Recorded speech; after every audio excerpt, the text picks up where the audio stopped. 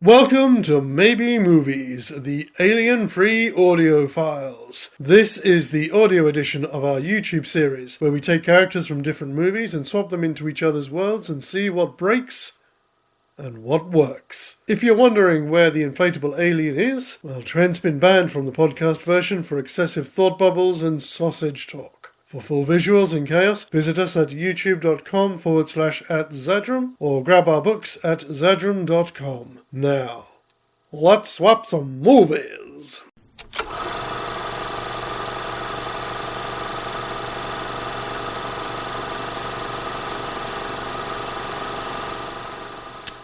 Maybe movies. Hello, ladies and gentlemen, and welcome back to another episode of Fart Up Your Tarts. Because as we all know, those tarts aren't going to fart up themselves. I do not agree with what he said. Not at all. But welcome. Hello, everyone. My name is Max. Oh, and my name is Sam. And this is actually Maybe Movies, your one-stop shop for movie character wife swap. Can you see us? Can you? We have sound and vision. So it would seem at this point. And long may it last. First of all, on that point, again, thank you to everyone for your patience and understanding with the technical issues we've been having over the past few weeks. And again, apologies that we've had to put what was supposed to be last month's crossover back to this month. But such is the way of things. Indeed. Because things have a life of their own. Ooh, look. We have Choco Pebble-Dash. Oh, I see. The bunny's bin. It does. Well, should I say you have Choco Pebble-Dash? Oh, yes, because... Yes. Yes. So, if you were with us last week when we did our podcast episode because of said technical issues, we did Theo from Children of Men in The Road Warrior. And now we're on the flip side of that with Max slumming it in totalitarian Britain. Indeed, yes. This is going to be... Funny that. I know how he feels. Yeah, it's a little bit on the nose these days. Yes. Well, as we stand at the moment, I am sitting pretty on 5 stars. I'll just take a look. And I'm not going to do an 80s dance routine. I've got 6. Oh, no. No, don't do that. Don't do that. That took a moment to sink in. No, don't do that. God damn it, so I've got to play catch up. By the way, I can't believe I never thought about it in that way before. So obviously we were talking last time about Theo and about that he's supposed to be like almost like a martyr. Uh-huh. And then when I was thinking about this side of it, I was like, oh, for fuck's sake. Key, she reveals that she's pregnant to him, yeah? Yes. In a barn. Surrounded by animals. I never in a million years would have caught that reference. I have to admit, that just sailed straight past my head. So, oh my goodness. It was only when I was thinking about it the other day and I was like, oh, for God's sake. What was the meaning of that? It was right in front of him. You just need to throw a manger in there and... So that makes Theo Joseph? I suppose it does, yeah. So does that make his friend that he gets the travel pass from is kind of like Herod? Oh, dude, you're going deep. That's the benefit of a Catholic education. I mean, I always thought of it on the level of just, this dystopian future, this apocalyptic future. I never thought about it in its purest religious terms. Probably a failing on my part, but I understand but yeah, I can see what you're saying. Oh dear, yeah, that's all sorts of layers. Anyway, so just to refresh ourselves on where we called our acts for this. So you said after he shoots the cops. Yep. Because again, as you said, change in tempo, rising action, etc., etc. And then we said the night after the baby is born, and when Sid spots that there is a child. Yeah, Sid again. Yeah, that's right. Yeah. So, first things first. I don't think we need to do much in the way of pre-production. The only thing is deciding why Max is in England. And I have an idea. Oh, okay. Go ahead. I have an idea. Well, actually, I have an idea. And to quote from the late Dr. the Rick Mail... And it's as hot as my pants! And that's hot. Yeah, it's candles, it's quite close. But actually, it's riffing off something that you suggested before, or last time. Mm-hmm. For Theo, it's all about family. Mm-hmm. So in our setup here, because obviously we know that the events of Mad Max have happened, yeah? Yeah, yes. So in our setup, Julian is Max's sister-in-law, Right. who he knows has gone to England, as all Australians do. Of course. But they've lost track of her. They obviously probably don't even know about her being a domestic terrorist. So he's had to come to England to find her, to tell her that her sister is dead. Oh. And the only contact that he has is a name and a number, or a Dropbox maybe, and the name is Jasper. Oh, I see. And it also works... I see. I have to admit, you're taking a slightly different approach, because I think I was initially thinking that Max would have already been in the UK for at least a couple of years, but you're thinking he's a new arrival. Yeah. Okay. The cherry on the top, Julian, obviously, Julianne Moore, his wife's name's Jessie. In Mad Max. Oh, I see. It does work. It does, doesn't it? Well done there, sir. Yeah, go on. Yeah. All right, so we know why he's here. But he's a new arrival, so he's a fish out of water here. Mm-hmm. That does change things. It does, because he hasn't got the family connection to get the travel pass and all that kind of thing. Yeah, exactly. So we're going to have to think our way around that. Okay, all right. Do you want to get to it when we get to it, or do you want to talk about that now? Let's get to it when we get to it. Okay. I think we can launch... I mean, we've got 3 or 4 scenes before we have to get to that conversation. Exactly. So we get our monologue about the state of the world. Mm-hmm. What I also like about it, and again, obviously it's a bit of an aside, but just thought I'd mention it now, it kind of works as well, because we don't know how much time has passed between the end of Mad Max and the beginning of Mad Max 2. We know it's some time because he's got the grey streak. Yes. So we know it's at least a couple of years. So, I mean, we can even do that because obviously he's had to get the money together to be able to move, to get across here at all. Exactly. I mean, because even though the world is not in the apocalyptic state as it is in Mad Max 2, it is still falling apart badly. Yeah. And it's not just about fuel, it's about money, it's about transportation, it's about getting places. Yes. It's not going to be simple anymore. But also, it's an interesting one for this setup because there's kind of like the same underlying motivation for Max. Because if his son had survived, he could potentially be one of the youngest people in the world.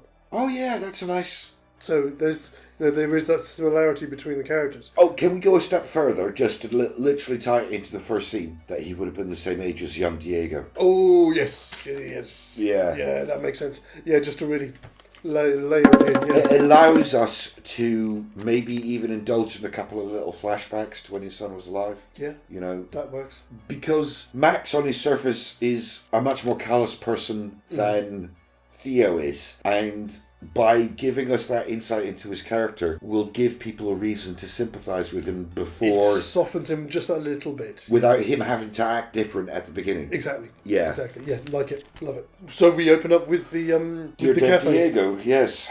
And the explosion at the cafe...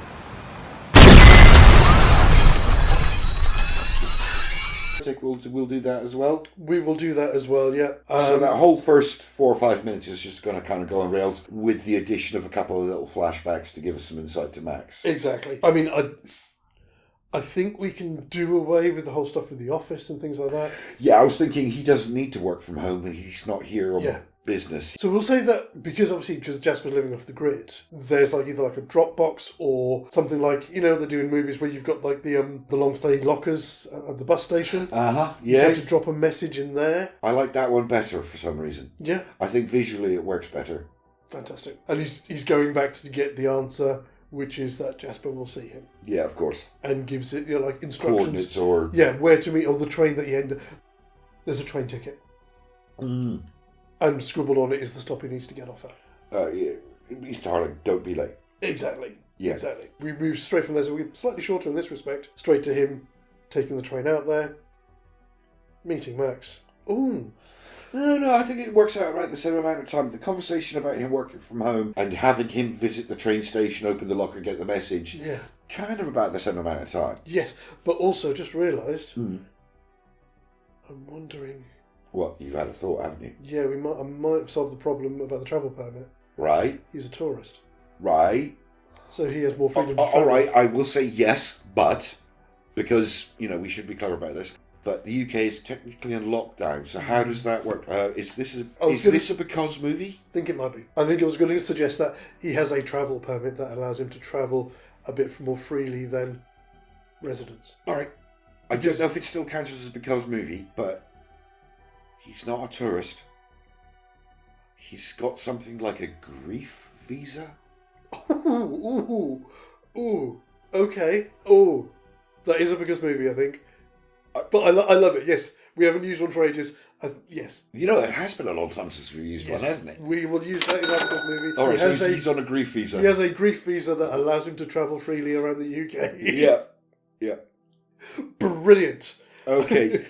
So you can take one, by the way, for that. Oh, That's well, definitely, thank you. No, that's definitely. Oh, dear.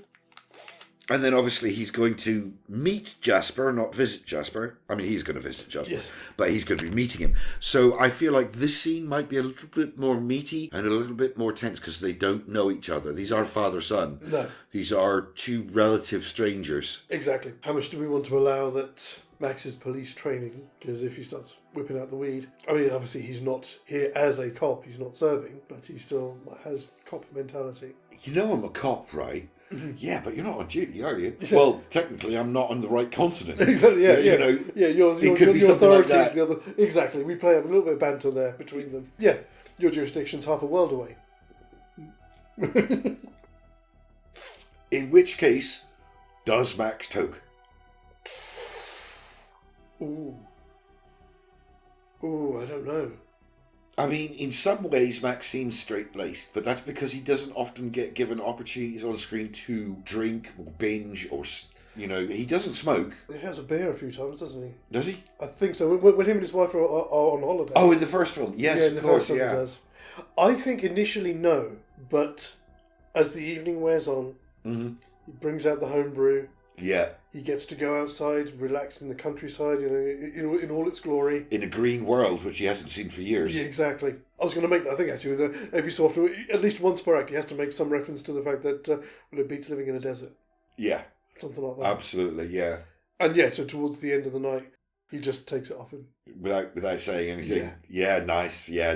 That's nice. Because that's a good character moment. And that allows him and Jasper to bond, which will solve problems down the road. Yes. Now. Because Jasper does things for Theo that it would be difficult to imagine him doing for Max without some kind of bond happening. Exactly. Some real reason. Which we didn't have at the start of the film, we have to bolt that into it ourselves. Yeah.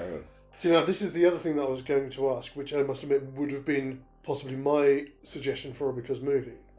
Is Jasper in contact with Julian, and after this, it's Jasper that tells Julian where to find Max. I think I was assuming that Jasper was in some way vaguely connected to the Fishies. Right. Even if it's through Julian. You get the impression that he's retired.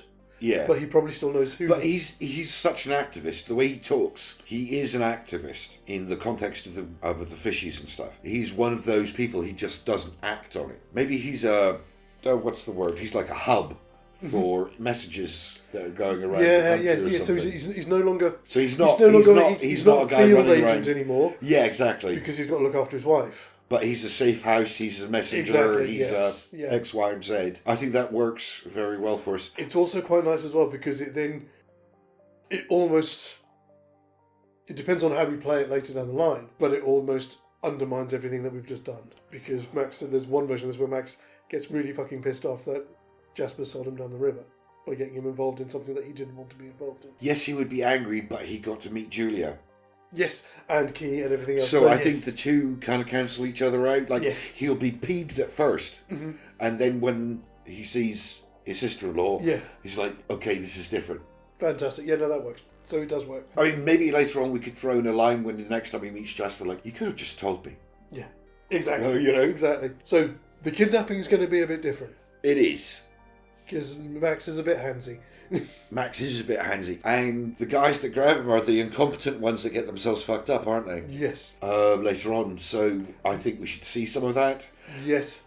So I think the only one who's competent in them is Charlie Hunnam. We should have Max getting handsy and basically winning, and then one of them, clearly Charlie Hunnam, is just going to nut him from behind with a stick or a bar or something like that. Whatever, Darn. Yes, and they drag him off. That whole scene with meeting Julian or whatever her name is, kind of goes the same, but with slightly different impetus, because obviously Theo then has to deliver the news, which... How do we think she's going to react to that?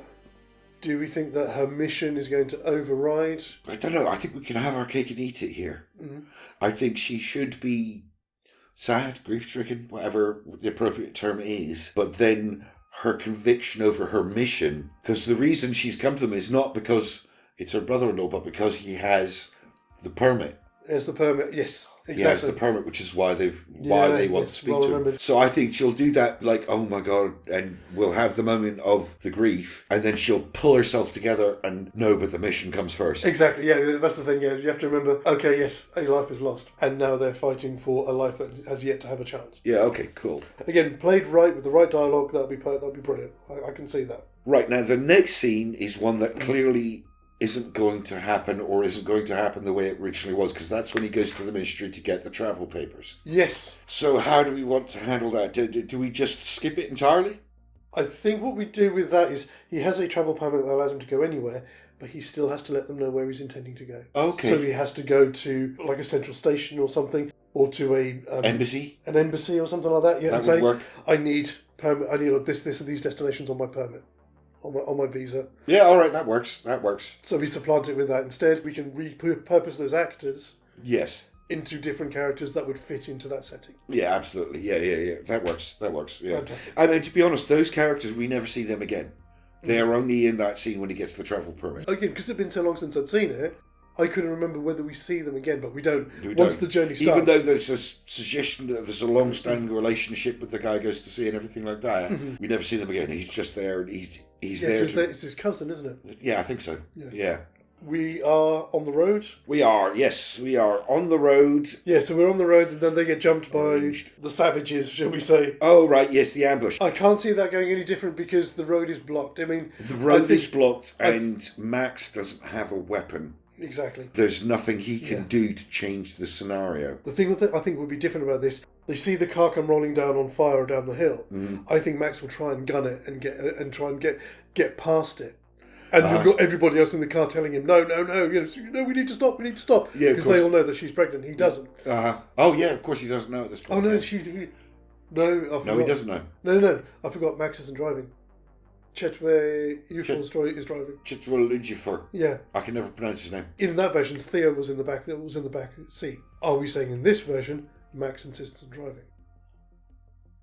I think for the sake of our movie, not the old movie, we should say Max will insist on driving. So it's not even a question, they get to the car and he just gets into the driver's seat. He guns it. I'm going to say, but he doesn't gun it quite fast enough, so maybe the car gets clipped at the rear end as it's passing through. The car is on the other side of the thing, but it's spun out on the road. And there's all these people, clipped. Yeah.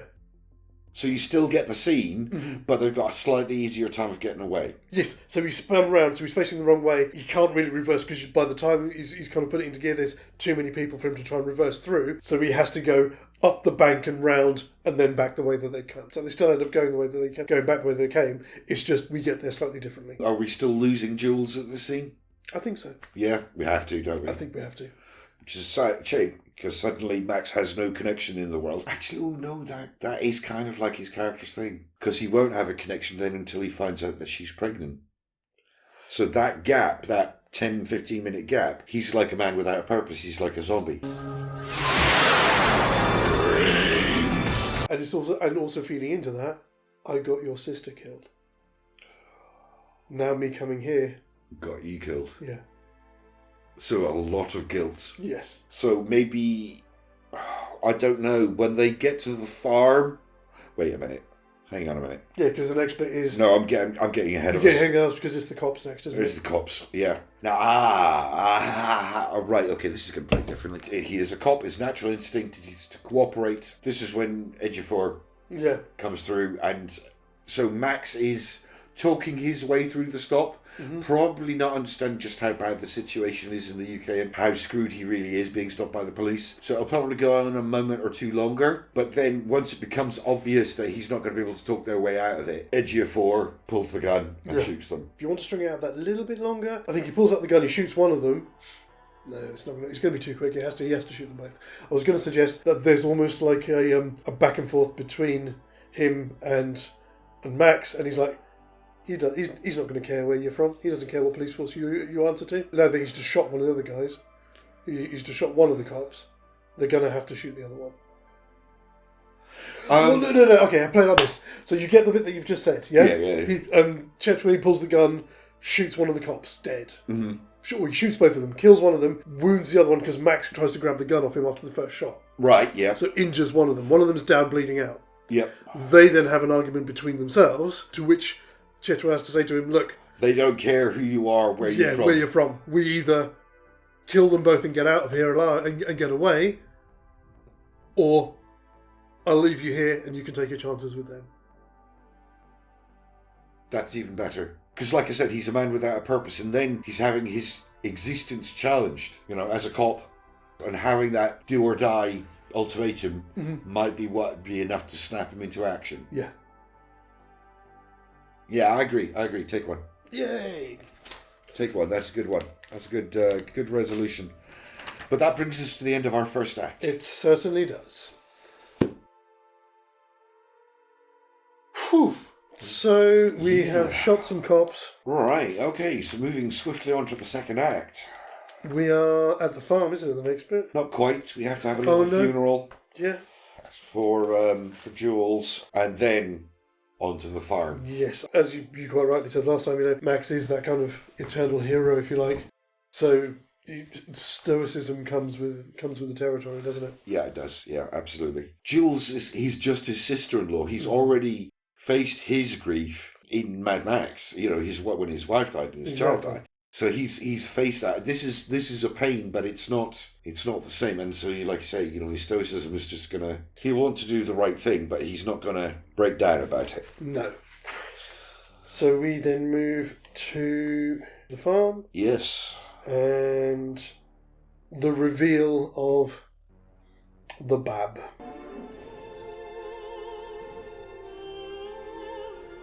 I'm scared. All of this, I feel like it's just going to kind of play on rails. With a few Australian jokes thrown in. Of course, yes, But ultimately, until we get to the scene in the barn with Key, he is just running on autopilot and doing what people tell him to do or ask him to do or whatever. And it's not until she speaks to him that he's going to snap back to who he really is. Mm-hmm.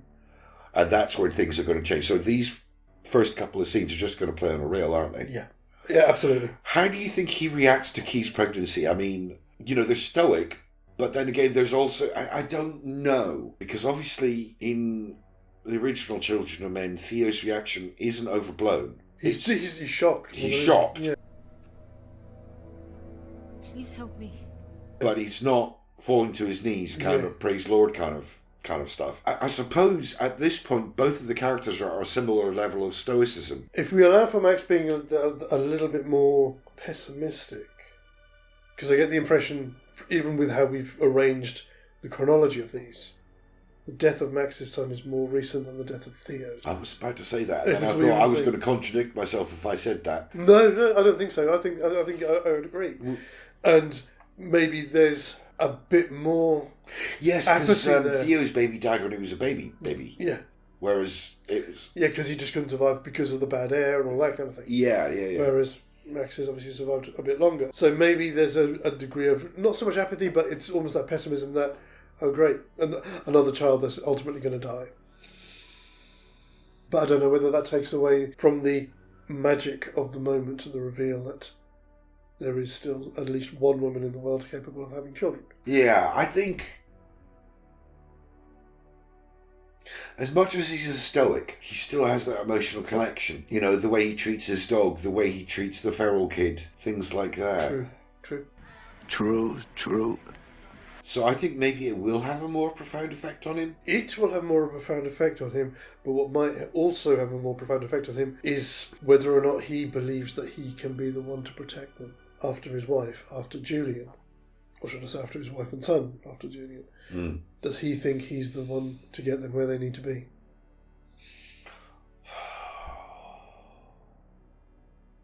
No, I think it works. Because in his mind, he failed to protect his family. Mm-hmm. He failed to protect Julia. This is his redemption. Okay. Yeah. Yeah, I see it. I do see it. Like, if I can do this one good thing, then all of my other failures won't matter. Yeah. But it's all very downplayed. We don't actually... We only see that through the actions that he takes. Yeah, He's absolutely. not going to be the person to go, finally, this is my chance, There's going to be no exposition here. In a similar way as it is with Theo. We only know that he has to do this by what he does. Yeah. And as we know, Max is a man of fewer words than Theo. I was just about to say the same thing. Yeah. Fantastic. Yeah, so, okay, all right, that's fine. Moving on, there's the discussion about a new plan, and everybody gets together in the house, the farmhouse. Yeah. Which, again, I'm guessing is going to go on rails, because, Max isn't that involved in that discussion. Theo's not exactly... He's there. He's there, but he's not Yeah. directly involved. Max might get a bit more involved, in the same way that the guys were discussing about leaving with the fuel. Oh, yeah. I see what you're saying. You want to get out of here? Talk to me. This is us seeing him being more involved now. And maybe, you've got this XYZ vehicles here, you need to take these parts out of this car and put it into this car and change those tyres for these tyres and this kind of thing. Yes. Because he knows his cars. Yes. And he knows... And he knows his cars. Yes. He does know his cars. Yeah. All right, that's brilliant. That's great. So that gives us like a new take on that scene. But then we get the bit when he wakes up in the night and Dreddy Boy turns up. Yes. I was going to say about that, and again, feeding into this thing of Max being a motorhead. I know it's going to sound... it might be stretching a little bit too much. He recognises the sound of the engine, the motorbike sound, All right. from the people that attacked him on the road. Ooh, yeah.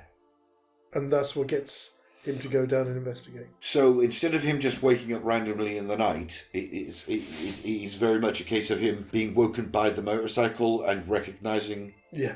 the engine. Mm-hmm. Yeah, I like that. That's a nice touch, and that plays into Max's thing much more. Yeah. Yeah. Oh, go on. Yes, absolutely. Yeah, sorry. Are you getting a puddle back there? I am getting a bit of a puddle, but it's all contained. Okay. Sorry, the candle's escaping if you can't see it.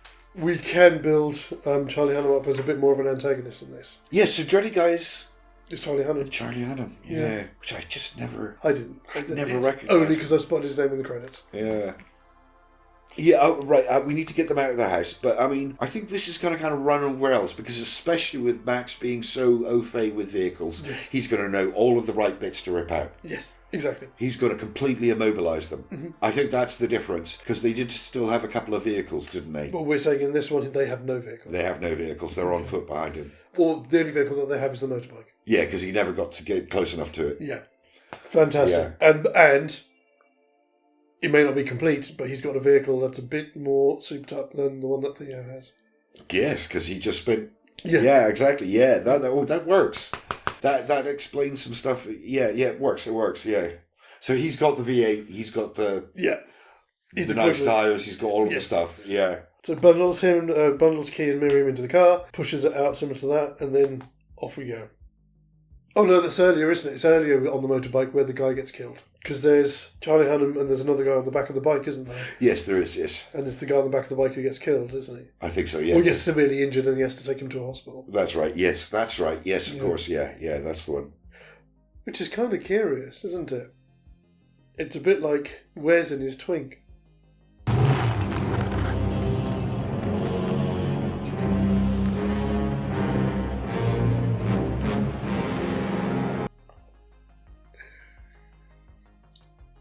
That's a layer, baby. It certainly is. Yeah. If you're going to do what I think you're going to do, I think this is the appropriate time. What was I going to do? Yes, you're right. It is the appropriate time. So we're going to do a quick shout out. And this one is for one of our oldest friends and a guy who's almost always one of the first in to watch our content when it comes out. For the one and the only Pete from Scratching Pete PA. Pete's got a fantastic channel where each week he offers a choice of scratch cards for his viewers to choose which one he's going to scratch each week. And for those of us who do vote on his poll, then we get put it onto a wheel. And in addition to scratching a card to see if you can win a fat pile of cash, he gives us a chance to, or gives us a chance to win a slot on a card that he will scratch for us. Indeed. Which is really, really cool. Obviously, there will be links above and below. He's spent a lot of work this year. He's updated a lot of his graphics and things like that, which is fantastic. Looks absolutely brilliant, buddy. The opening every week now sounds like the start of a movie.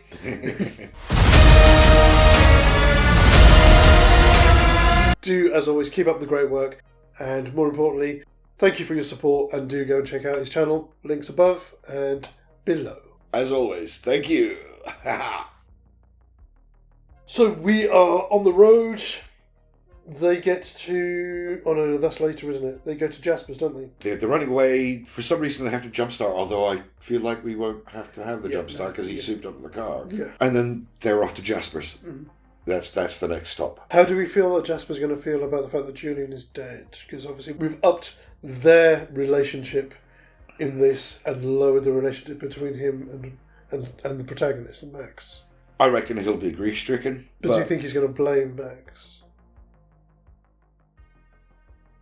I think there'll be some sort of confrontation. I don't know if blaming is quite as far as I'd want to go, but I don't know, where were you during all of this? What were you doing? And then, of course, Max will be like, I did everything I could. Driving the bloody car, mate. You know, I gunned it and blah, blah, blah, blah, but it was just, wait.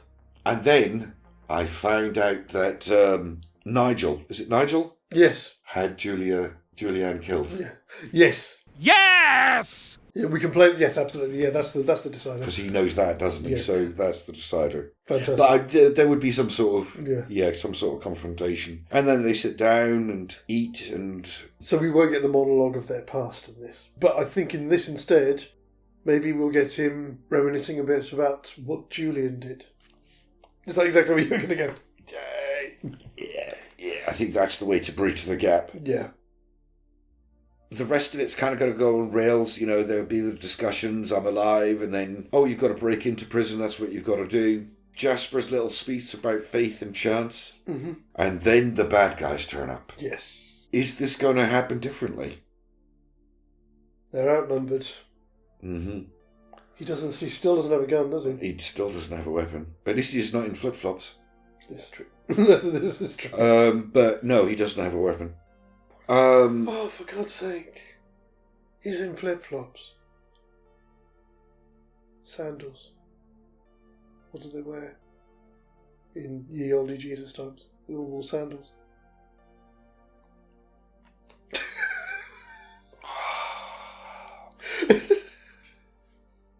You are just discovering layer upon layer here. Which completely missed my feeble brain. Yeah, how is this going to go? Well, at the moment, it's in danger of going on rails to the end of the act. It is, unless we do something here. But again, I don't know. I don't know if we can. I feel like most of the stuff we can do is going to come up in the third act. Yeah, it's kind of locked in, isn't it? Because, it is a bit. Because he can't do anything. He's outnumbered. As I said, he's not armed. Even with Jasper's help, they're not going to be able to take out those guys. I mean, Max probably knows. I don't know. I think Jasper is a bit of a poet. He's a bit of a romantic. Oh yeah, absolutely. Yeah. He knows they come meaning business, but he probably doesn't expect them to. Well, no, you can tell that because, even in the original, the way he's so casual with them and stuff, he thinks it's just like, okay, we're just gonna have a chat, chaps. Yeah. Bang. No, we're not. Pull my finger.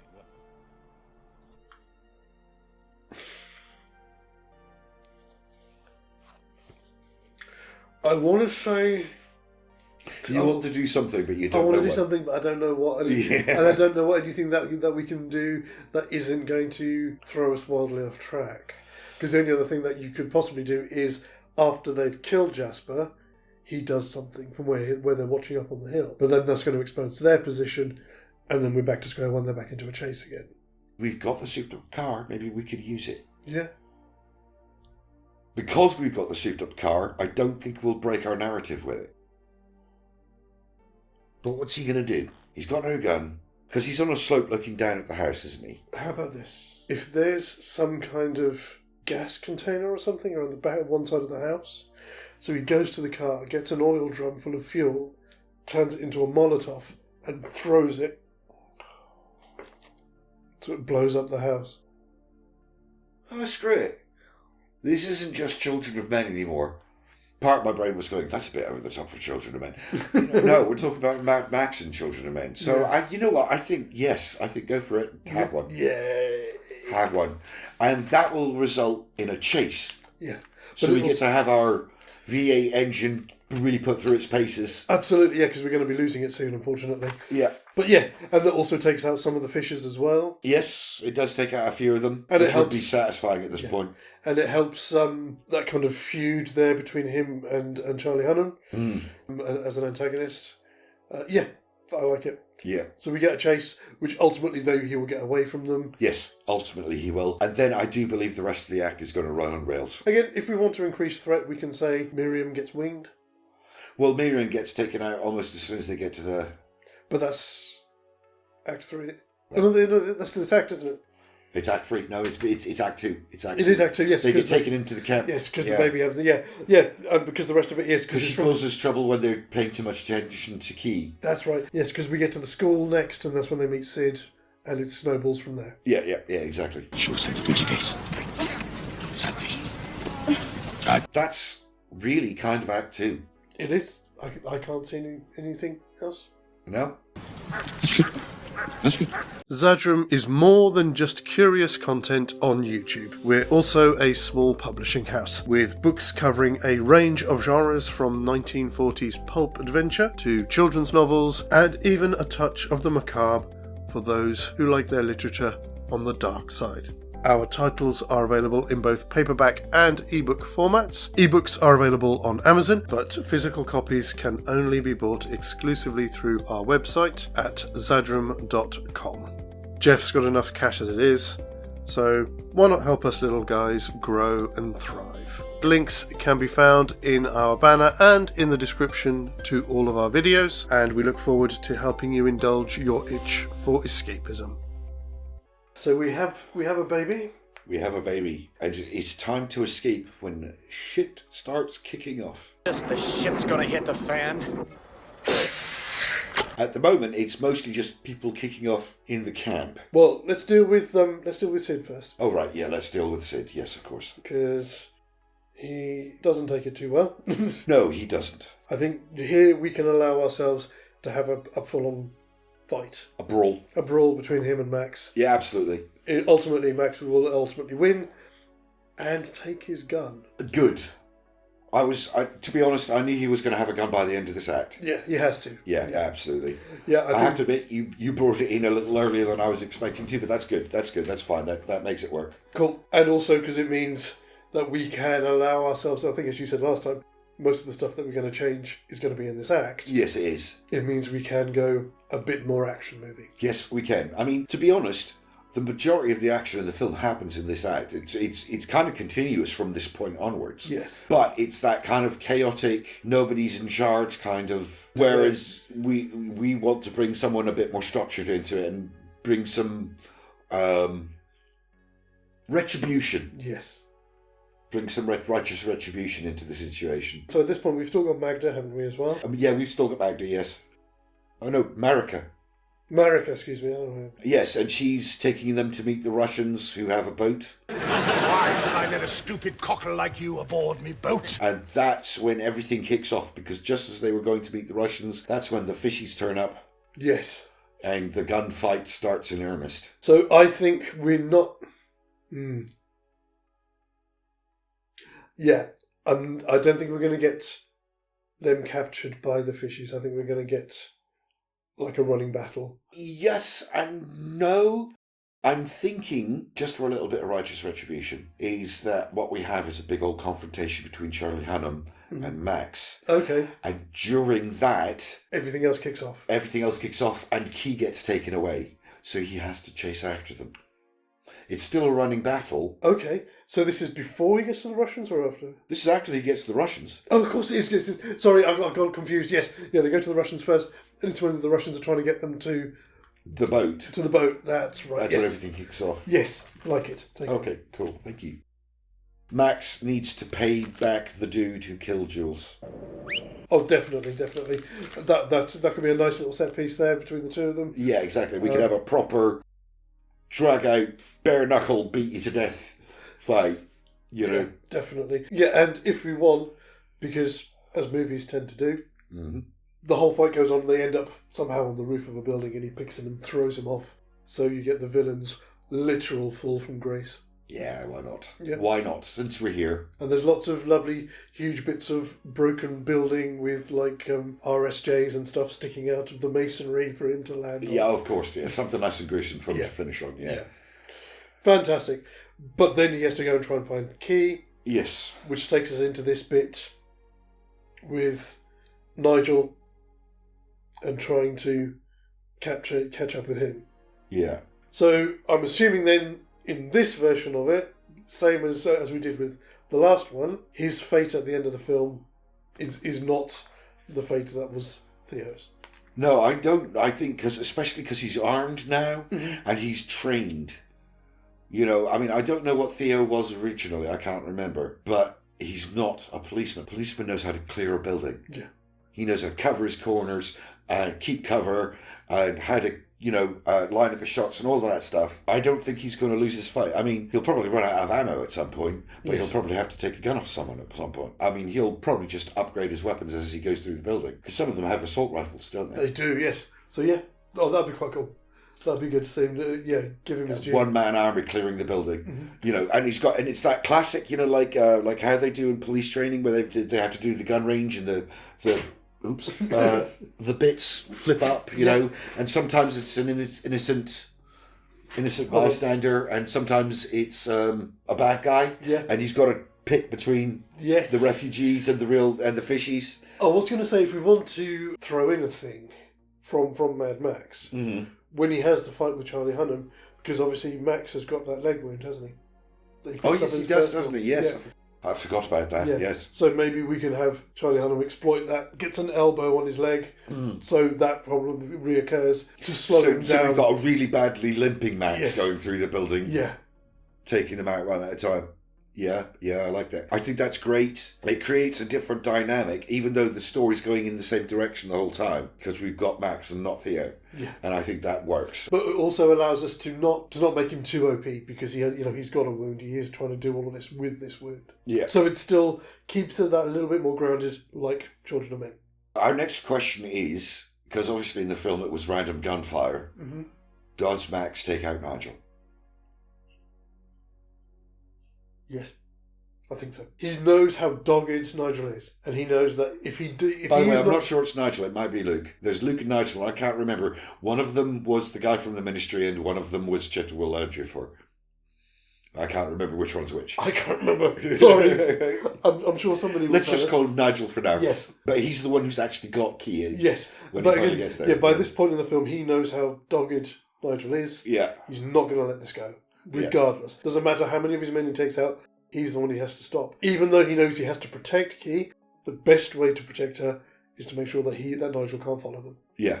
So absolutely. I think he does. I wanted to say, maybe minor complication, that there's an exchange of gunfire, and I think Max will take a wound at this point. Yes. Not fatal, but literally the moment that he kills Nigel is the moment he's forced to drop his weapon because he's been shot in the shoulder. Which is really nice, because then it's Key that has to lead him out to safety. Oh, yes. Yes, yes, definitely. That's beautiful. And then we have the moment which I've simply marked "A Baby Cries." Nice. Oh, yeah, that's nice. Yeah. And it's their long procession out of the building, past all the soldiers, past all the fishies, past all the refugees, and out to the boat. Yes. Obviously, Max isn't going to have the same fate. So we have to decide, does he go with Key to the Human Project? Or does he stay on the boat and let her go? See, this is... I meant to play it up a bit more, because obviously we got carried away with the discussion. As I said at the start, every scene, or every act... At some point, he says some variation of, it's better than being in a desert. And he just goes, it's better than living in a desert. And drifts off into the mist in the boat. Oh. Like the road warrior that he is. Oh, dig it. That's lovely. Yeah, well done. And we have it. That is the end. That is our movie. So we are going to do what we always do at the end of these. We're going to take 2 seconds, gather our thoughts, and we'll be straight back with post-production and our votes. Well, I must admit, I think I've done rather well with 11. 11 is the same number. Oh no! Well, as they say. Oh, wait. No, I've got 10. You win. Fantastic. Well, after you, sir. Yeah, okay, so this one's a bit of a tough one, especially since it's been a little while since we did the previous episode. It's been over a week and a half. Normally we do them quite close together, and it's not too hard to remember how things go. I think, out of the two, I think this is the better one. There were a lot more layers that came out of this than we ever managed to squeeze out of Mad Men. I'm going to vote for Children of Max. I'm going to keep it nice and simple. I'm with you on that one. Yeah? Absolutely. Yeah, Children of Max was interesting, and Theo's an interesting character to... Mad Men was interesting, and Theo's an interesting character to put in that situation. But the plot for that is a little linear. It is. It's really quite linear. Whereas there is so much more nuance to play with this, even though, like, from the moment that they leave the big city, it's kind of linear as well. It's a road movie. Well, it runs on rails, but it's not necessarily linear. Whereas Mad Max is very much, this is down the road, and then back a bit, and then after that, down that road. It's pretty much a straight line. Mm-hmm. Whereas this is back and forth and escapes, and it twists and turns and layers. Putting somebody like Max in that situation, in some respects, it works a little bit better. I mean, Children of Men is very clever in itself, because even though it makes Theo a hero, it doesn't make him a hero. Well, he's the classic reluctant hero. Yes, but it, like, taken to an extreme. Mm-hmm. So by giving somebody who is prepared to get down and dirty and is prepared to pull a gun. Yes. It subtly changes it without losing any of its impact. And I think the beats of the original movie are in there, but they're playing out differently because of Max's presence, and that's what we want from when we're trying to make a maybe movie. You know, we're not trying to destroy the original, but we're trying to create a different end product that still has the shape and feel of the original. Yeah, exactly. Yeah, we are unanimous on this one. 2 votes straight away for Children of Max. And now, as always, it's over to you lovely people at home for you to have your say. So do check out our poll, which will be on our community tab, on the Xadrum Twitter feed, and on our story on Instagram for the next 24 hours as well. And I'll keep that running for a week or so.